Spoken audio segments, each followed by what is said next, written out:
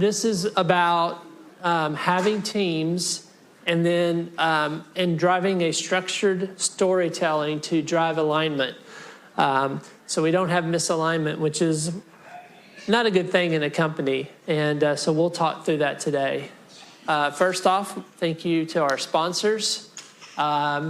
Obviously, UT giving us the space and all the other ones up here as well. So we thank them for that.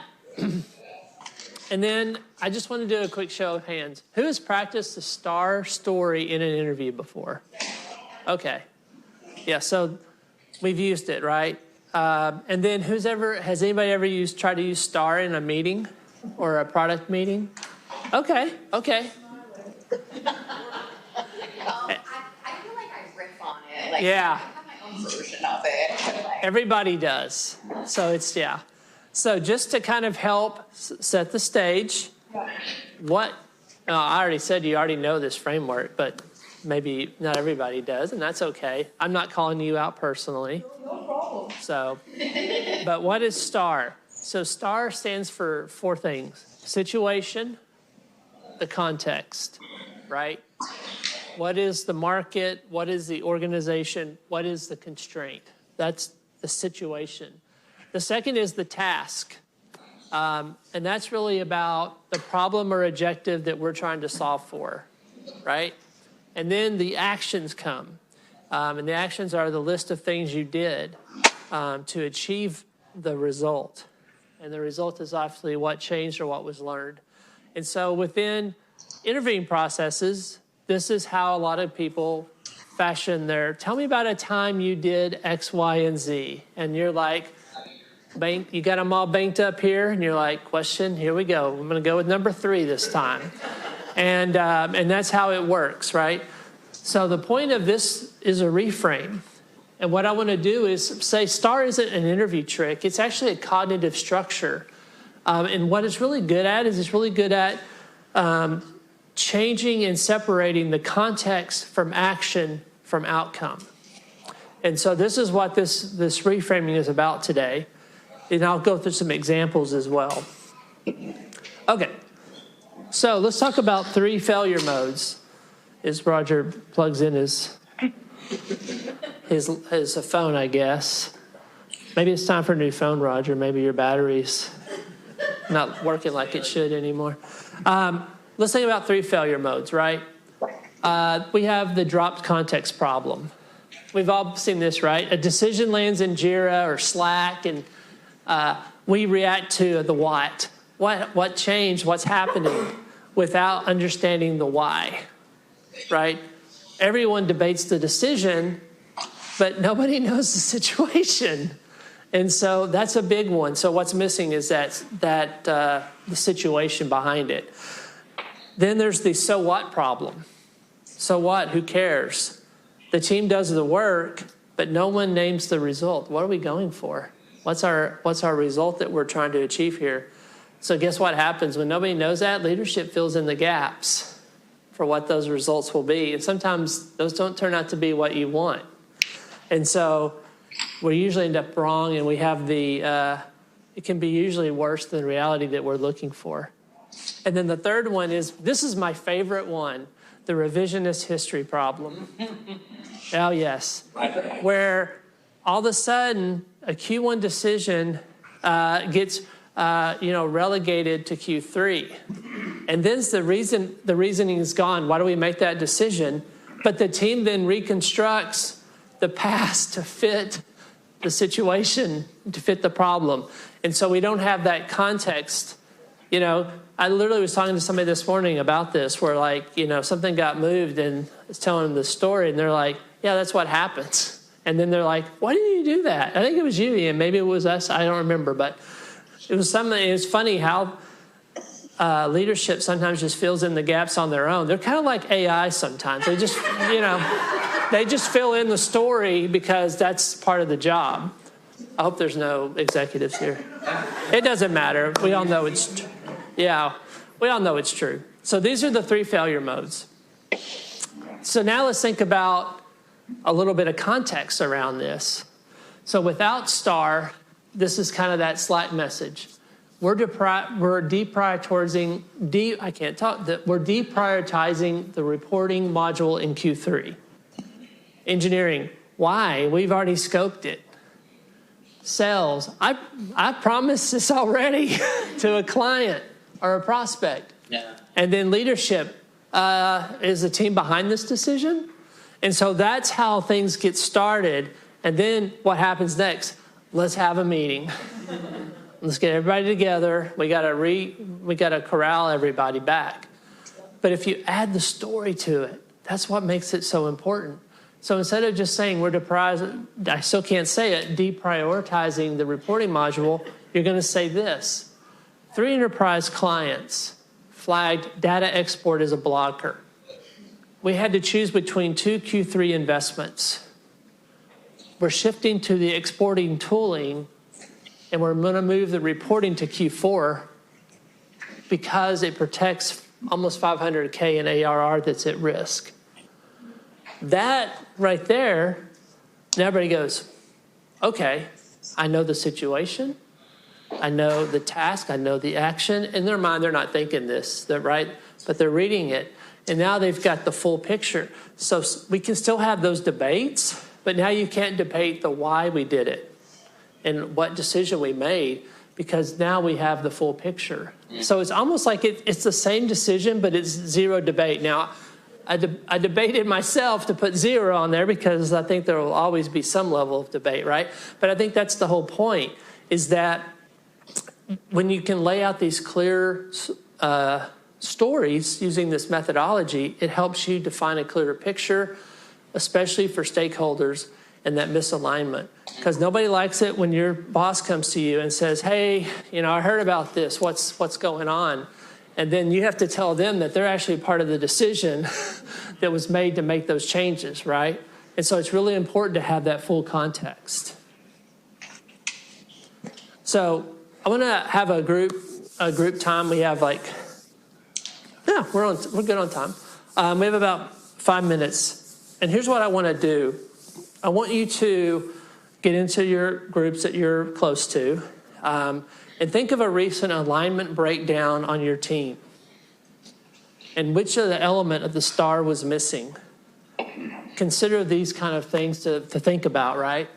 What was the situation shared or was it assumed? Oh, that's a big one, right?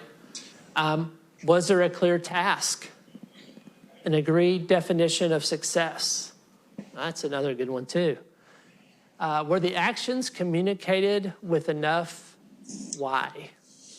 And then finally, was the result ever closed? Did we ever close I can't talk. Was the result ever closed the loop on?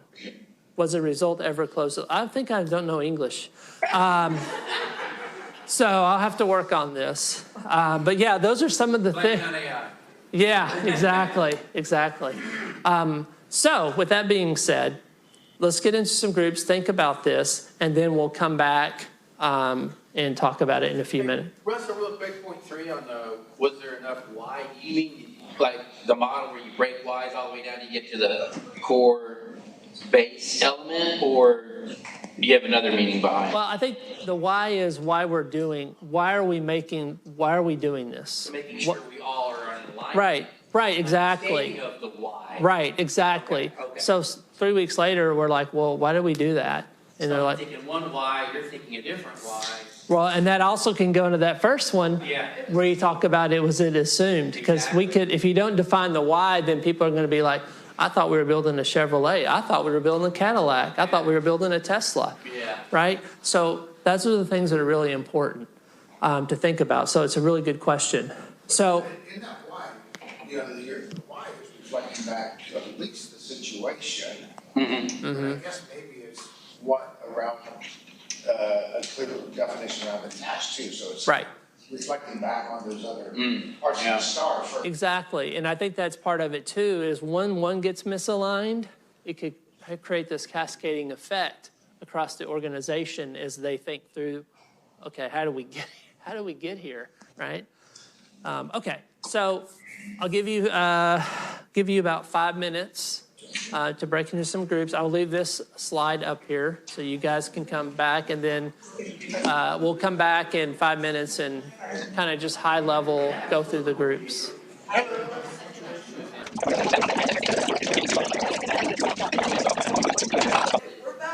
Okay, all right.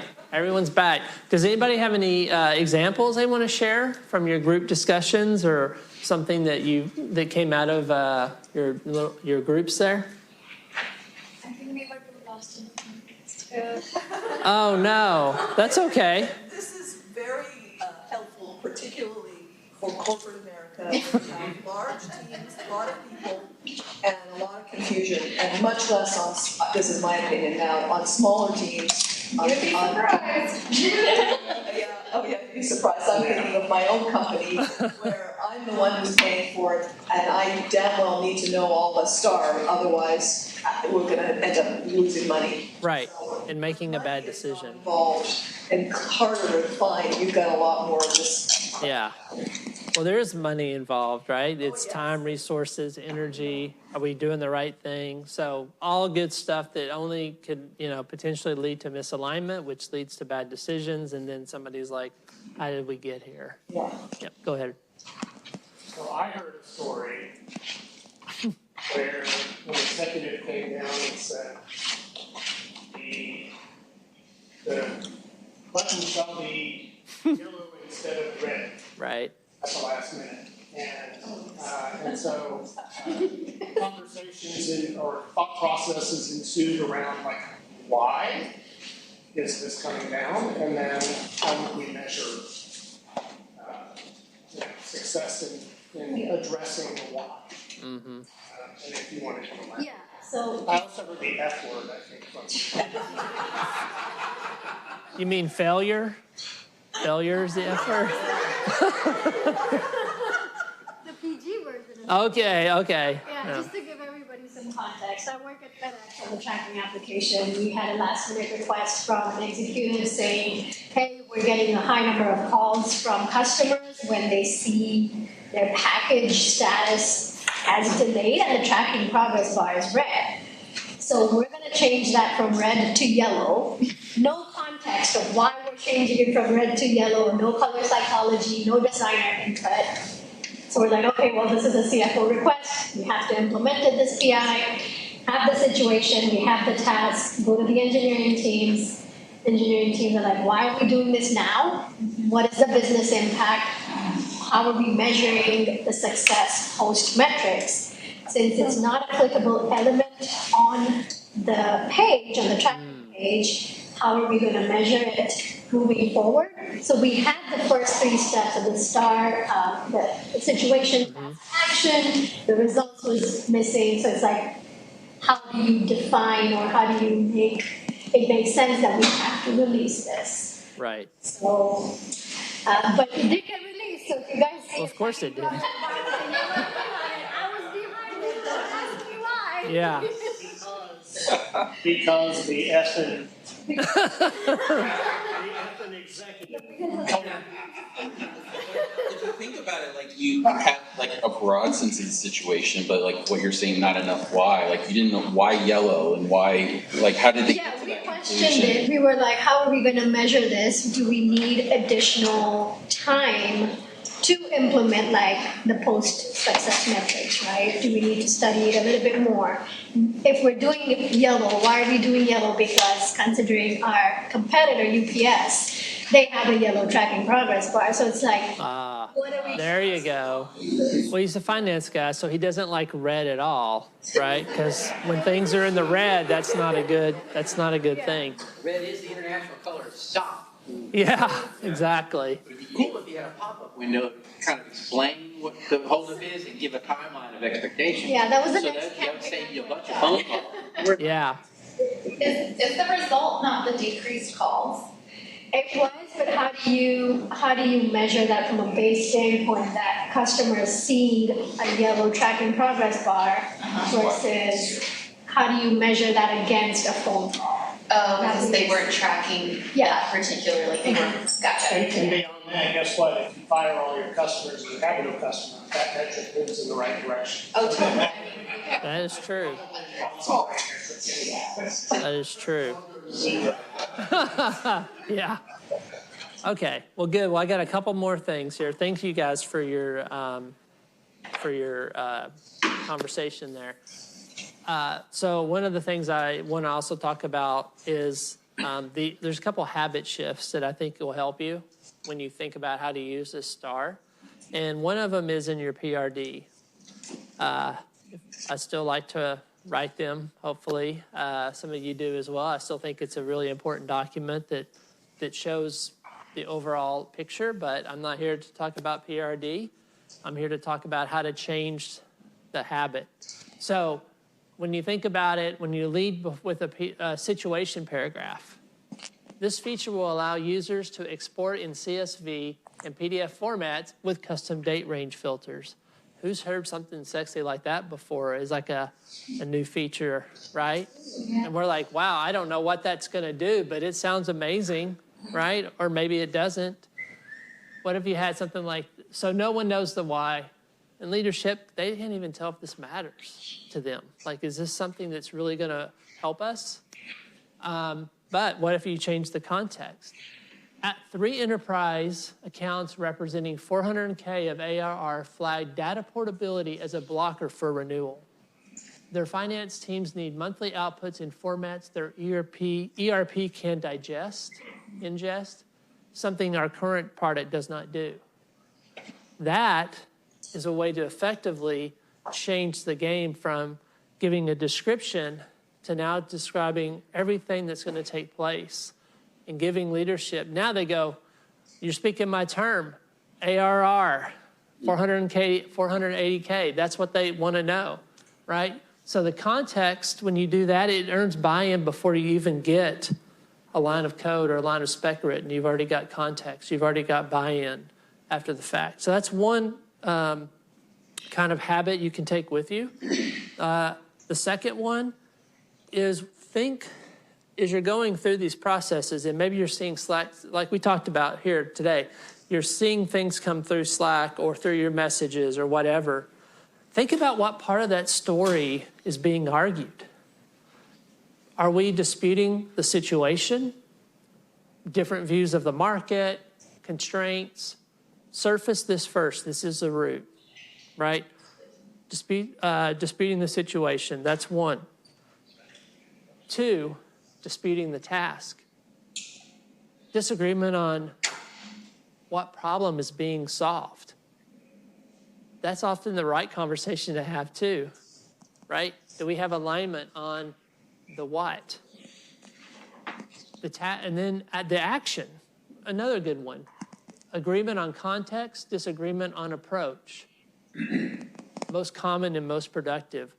That's okay to have arguments. There's nothing wrong with it, but let's make sure we're arguing on the same terms and we're on the same playing field, right? So that's a healthy debate, in my opinion, right?